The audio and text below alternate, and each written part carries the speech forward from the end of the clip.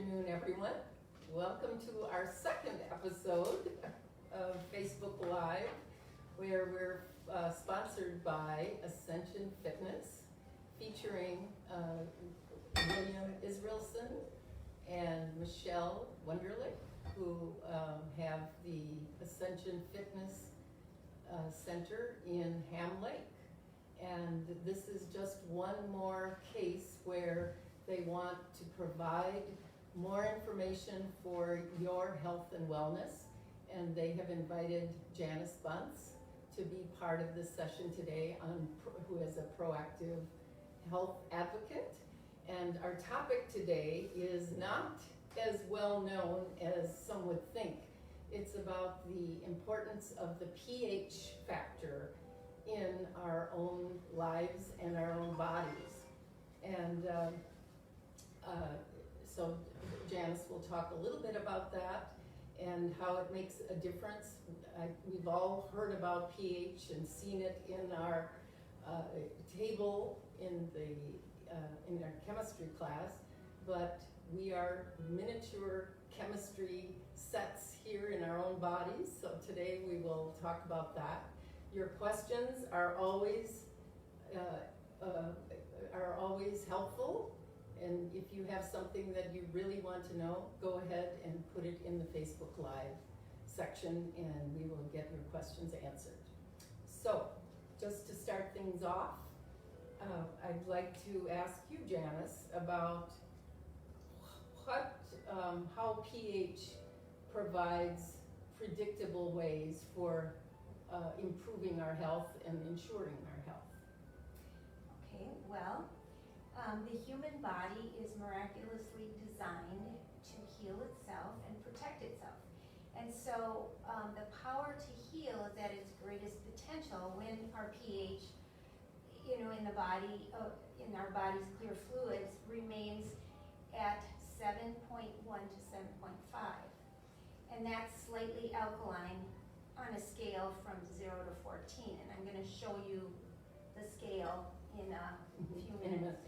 So why should this matter to us? And why should this matter to our fitness? Well, because disease is a symptom of acidity. And inflammation and all of those things that cause some of those things to go wrong in our body have to do with acidity in our body. When too much acid is produced, it destroys our body from the inside out and creates an environment for pathogens to thrive. And it puts our body at more risk for illness. And, there's so many chronic illnesses that, and things that we just think are symptoms, but they're giving us warnings that something is going on in our system that we need to pay attention to. Research, this is one little bit of research that I want to mention, indicates that being too acidic may be the root cause of many forms of cancer. And it's not just cancer, it's any kind of disease. But they talk about cancer and what it needs to thrive is lack of oxygen and an acidic pH. So that's, clearly the goal is to be slightly alkaline so that your body isn't welcoming all of these other kinds of things. And maybe just to tie that to our fitness, let's talk for a minute about what oxygen, how we improve oxygen with our fitness. Well, obviously, it kind of is a cycle, because if you have good oxygen supply, then you have good oxygen supply to your muscles. They're able to do more, they're able to recover more. But on the other side, exercising is how we get better oxygenated, by working our cardiovascular, which is why it's really, it's good for people to go out and be in fresh air and go get a walk and be moving, and it's so much better than being on the couch. But but you also need to have times where you do something that gets you kind of out of breath, where you either at least brisk walking. Some people say, well, I go take my dog for a walk every day, and that's awesome, and they should keep doing that. But you need to push push a little bit harder than that sometimes if you're going to improve your cardiovascular fitness. Right. And maybe while we're thinking about that, Bill, I'm wondering if you have run into situations with some of your members where they have had some kind of a major illness like cancer, and through being able to bring more oxygen and change their eating habits have been able to change some of those kinds of things. Oh yeah, we've had more than a handful of people that have either had breast cancer or cancer of some sort, and they come in and they realize that they have to get moving, they have to breathe deeper, and they have to eat cleaner, and we've helped them through this, and even after surgeries and such too. It's like we have a good ability to be able to help people through these issues, and that but yeah, the whole body needs oxygen. It's a no-brainer. Now, for let's take myself for example. What would be some of the kinds of things that I could put into my diet that would make a difference in my alkaline and acidity? Well, Thought I'd never ask, right? well, the number one influencer of your pH is what you put in your mouth, the food that you eat. And so I'm going to talk more about that, but there's also the air. We talked about oxygen. And sunlight, you need vitamin D. Michelle brought that up. You need rest for recharging, so when you're working out, you have those rest periods. That's very important. And then we talk about exercise, movement, breathing, you're detoxing, you're using the fuel, and then emotional crisis or stress, negative thoughts, all of that creates an acid kind of condition in your body. And then hydration is important, because if you're dehydrated, your cells clump up and it slows down your blood, which you don't want that to be happening. So, and then avoid toxic chemicals too, on your skin, the air, all of that creates acid in your system. But let's go back to food for a minute. Food is one of our foundational factors, so we're going to get into it in a little more depth in a few sessions. But I just want to say that you need to look at foods that are more alkaline, and our Western diet is so filled with acidic kind of choices that I'll just simplify it a little bit. First of all, the two main alkaline things that would be good to eat are lemons. I know that sounds weird because lemons are very acidic, but they bring the natural alkaline minerals into your system. So lemons are very good. Any dark green leafy vegetables are fabulous for alkalizing your system. And in general, vegetables, and typically the less sugary fruits. I mean, all fruits have sugar, but definitely pile up on the veggies and eat real food, and that will help. On the acidic side, just keep in mind, anything that's processed, stay away from it. Anything that's sugary, whether it's food or drink, acidic. Now there are some foods like meats and meat, chicken, those different proteins, fish, they are acidic, but there are some acidic items that give us so much nutrients, so many nutrients that we still should eat those. And but I would suggest eating them in their healthiest forms too, like grass-fed, free range, wild caught. And if you're doing that, then that's going to be giving your body more nutrition. But just to kind of make it easy, think about eating, whenever you eat, 80 to 90% of what you eat should be more alkaline. And then 20% could be in that acidic range. But if you're deciding on the acidic range, go for the proteins or the things that are gonna nourish you. Don't go for the processed sugary stuff. It's just gonna be alkaline, acidic. So are you saying that if I stopped drinking soft drinks this week, that I would make a difference in my own balance? Well, absolutely. In fact, I was gonna show this chart, and maybe I'll talk about the soft drinks by Mhm. using the chart. Can I, Mm-hmm. can you see this? Yeah, bring it a little closer. Okay. Bring it, Should I? Yep, go ahead. Okay. I'll bring it closer to Okay. the screen. So, as you can see, it's a scale from 0 to 14. In the middle is 7. And 7 is neutral. Above 7, anything above is alkaline, anything below is acidic. And you can see the colors that coordinate with that. And we're going to be talking about those colors later. But what Sharon was bringing up, which I was going to talk about with another thing, but that's all right. Each of the increment numbers is moving 10 times more acidic.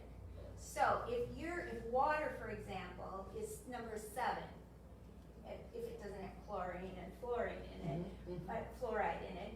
So if water is at 7, and then you go to 6, and that's 10 times more acidic than 7, and then 5 would be 100 times more acidic. So if you are drinking soft drinks, which would be at 3, you are drinking a drink that's 10,000 times more acidic than water. So each of these makes a difference. And so we're going to be talking about that a little bit more later when we talk about how this works in the fluids in the So blood. it's not just figuring out whether something's acidic or alkaline, but figuring out how acidic it is. Exactly, Mhm. exactly, because the lower it is, like if you are above, if you can be in the 5 or 6, if you're moving in that direction, keep moving to 6.5 to 7 point, if you're moving up in that direction, you're going in the right direction. But you don't want to be, people think, well, if you're going up, let's go all the way. No, you don't want to be too alkaline and you don't want to be too acidic. I'll give you an example of, like in a pool, as you know, we check the pH of a pool or a spa. If in a pool, if it's too acidic, it'll corrode the pipes. If it's too alkaline, it'll grow algae in the pool. So either one of those that's why it's so important to think of this as a balance. We really want a balance. And it's not like you can never eat anything acidic or or all alkaline. You just need to be wise about it and balance. It's all about balance. And in some of your writings, you've talked about how that applies to the blood and how Right. that works. Well, that is a really important factor because the pH in our body, there's two kind of different, they're not different, but they're the blood, okay, there's two elements that are going on in our system. One is the blood, pH, and the other is all of our other clear liquids like our saliva, urine. Okay, so the blood has to stay at the blood has to be at 7.35 to 7.4. If it deviates from that, you die. I mean, seriously, when you're in surgery, they're monitoring your pH of your blood. But the good news is it's automatic. Our blood, and it's the lungs and the kidneys that are constantly monitoring our blood to make sure that it all is staying in that range. So,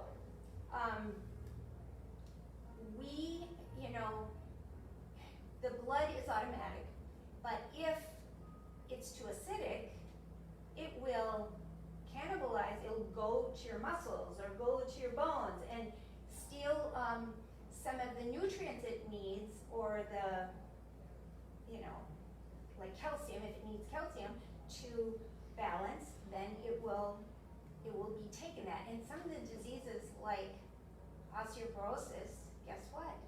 It's not really a disease. It's your blood trying to balance and stealing from your bones. And so here's where the other fluids come in. Okay, so that's automatic. I'm not saying we can't do anything about it, because if you're eating more slightly alkaline and eating a really healthy diet, so that your clear fluids and your saliva are kind of between 6.8 and 7.3, more in this range, right up here in the green, then guess what? Your blood system, all those systems that are trying to make the blood stay where it needs to be, doesn't have to work so hard. And your body is not stealing from other parts because it has enough. So it's kind of this interesting system that we don't even really know about. Usually, Yes. I didn't know about it, but when I heard about it, I thought, wow, So this you is really convinced me. important. How do I check my own pH? Okay, well, Thought I'd never ask. the best Fun way, stuff.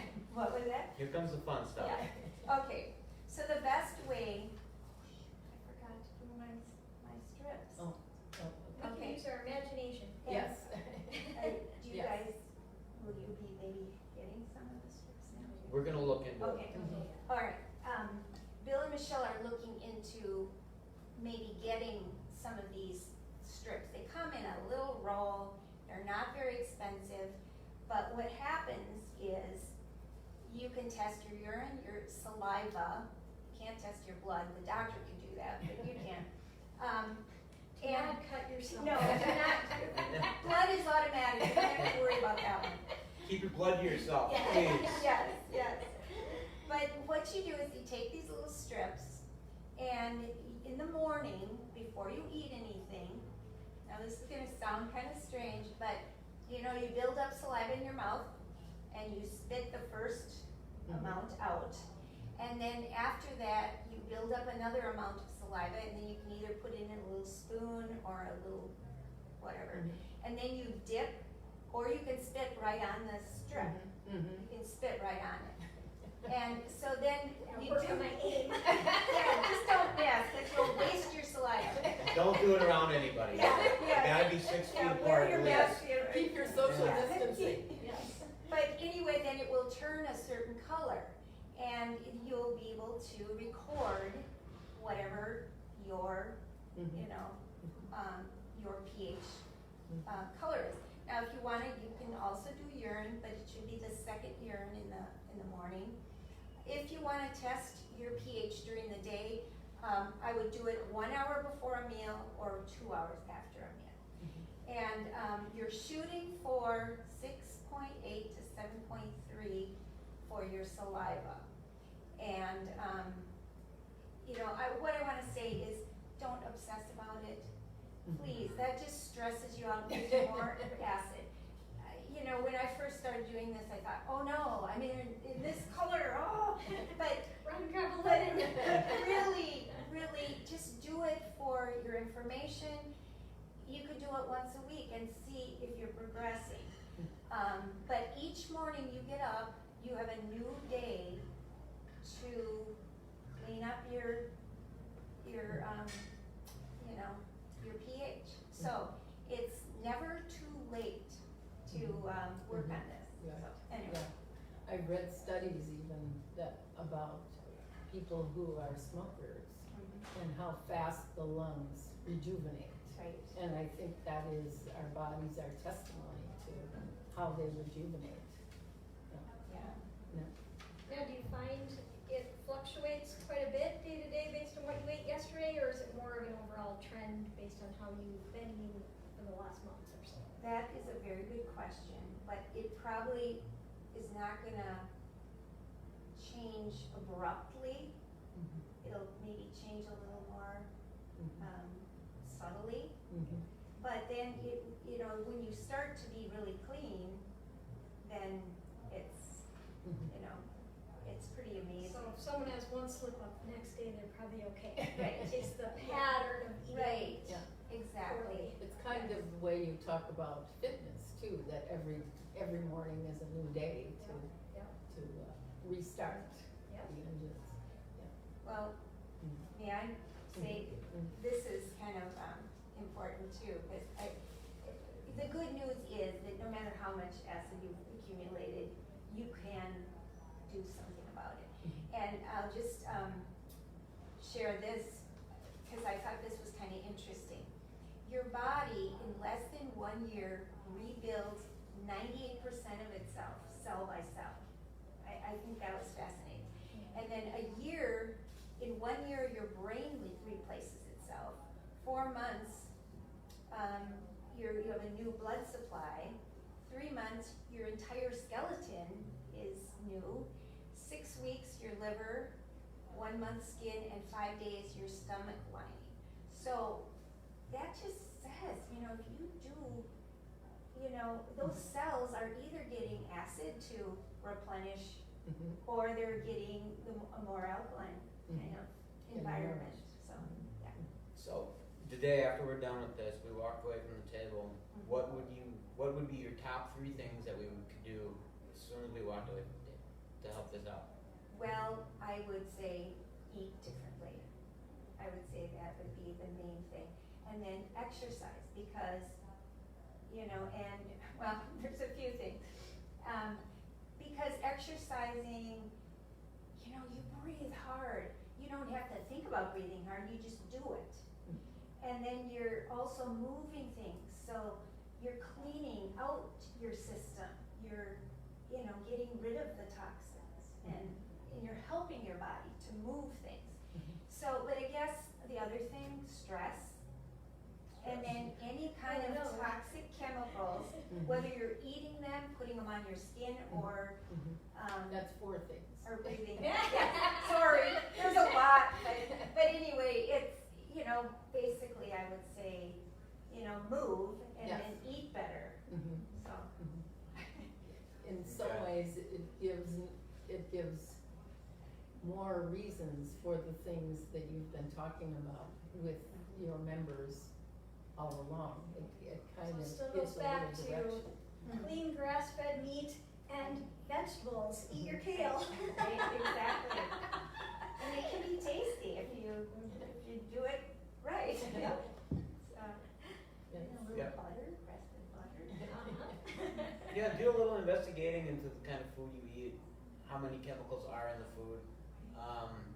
You know, we have a society that will if they're looking to buy a flat screen TV, they'll spend hours looking at what TVs to go and get. Mhm. And we don't even get me going on the fantasy football stuff, because literally we have a huge part of the society that will spend hours and hours and hours on fantasy football, but they can't even run 100 yards. Mhm. So it's like if we can direct it a little bit more to researching what we need to make ourselves better, Mhm. and if you make yourself better and healthier, you'll be able to play fantasy football for even longer. Right. So, you know, Exactly. and then you won't even need that big screen TV. Exactly. But yeah, and you know, we're here, Michelle and I are here, and then Janice is here, and so is Sharon. If you guys have questions, whatever, ask us, and if I can't answer it, I'll find Michelle. Michelle can't answer it, we'll find Jan. Jan can't answer it, well, it doesn't matter. Alright? Jan So, can answer all. Yeah. Forget it, she can't answer it, it You doesn't don't matter. need to know. Well, So- we do want people to have resources, and so don't be afraid to Absolutely. ask, because in this short period of time, we can't cover every little detail, but we wanna give you, you know, the tools that you need to help yourself, you know, so. And if you're not reading the labels on your food, Oh, you need to start. What if the you top can't, 3. if you can't pronounce it, don't Yes, eat I it. talk to so many people that never ever flip it over and read what ingredients are in whatever food they're eating, and like, yeah, there should only be a couple ingredients, and you should know what they all are. Right. Mhm. So if there's a long list and you can't pronounce them, put that gut system. So Mhm. we'll touch a little bit more on food too, and so maybe we can, Okay. you know. Yeah, if you could, so that's gonna be the probiotics and prebiotics kind of talk. Mhm. Okay. All right. Building those good and bad bacteria. Yeah. The yin and yang. Yes. So that will be the next, what happens when foods go inside our bodies? And that will be in 2 weeks. 2 weeks. So that will be on July 9th. So please feel free to join us and ask any questions. And also, each one of these episodes is being recorded, so you can always go back and look at them. Last week, we had several topics that we started with, and so it was about the immune system. We'll be talking about the immune system, I think, in every one of these Right. sessions, but this was at least a little kickoff. May I mention one other thing? The whole purpose too is to be proactive about what we're doing, and I know sometimes we're cleaning up messes, but for the future, I know that some of these illnesses that can be,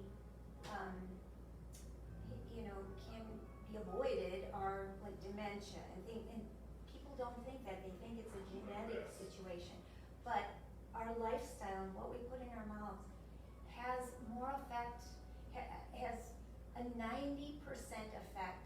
10% might be genetics, but 90% of what we do could make a difference. So if you don't want some of these illnesses, these chronic illnesses to happen, now is the time to start and be proactive about what you do. So anyway.